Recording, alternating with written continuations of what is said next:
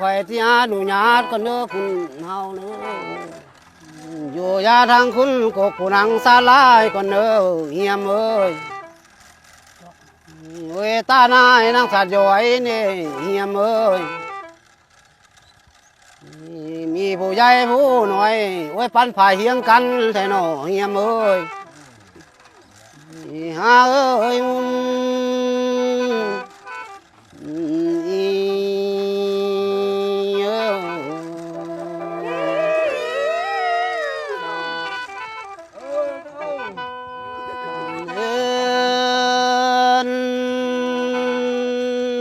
ลานข้าหนูญาติกันเนอโอ้ยพาทอผู้นางยังสูงคอยเอ้ยแพงเอ้ยก้าวเราก็ไล่ด้านนั้นเนาะทักคำโอ้ยพาคำใจโคตั้งอยู่เคียงข้างคอยนี่เฮียมเอ้ยฮาเอ้ยมาตรงมื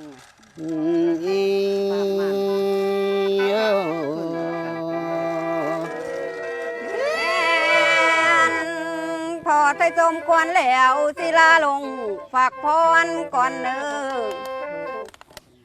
ขออวยพรทรงให้สบายพร้อมกูสุคนเลยเนอพี่น้องเมืองเฟืองโอ้เลยแม่อย่าเอาความปากน้องไปหุบหินซอเลยเนออย่าเอาความปากนางไปห่อหินแกนเลยเนออย่าเอาความปากน้องไปเที่ยวไรเมืองเนอ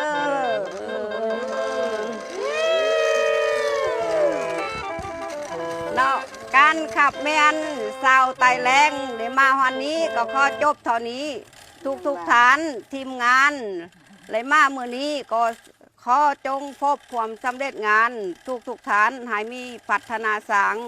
ทิ้นเมืองเฟืองหรือว่าอื่นๆนะขอพร้อมกันพัฒนาสังให้มันไหลไล่วันเก่า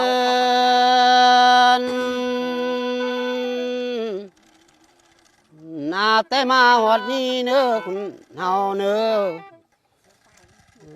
คอยสิไว้พวนให้บุญมีอันที่โศกก่อนเนื้อโอ้ยโซ่หายพวกทานยังมีเนื้อหักเอ้ยขอให้ได้ทันทีเนื้อทานเนื้อขอให้มีทันโศกเด้อลาเนื้อหากเอ้ยมุน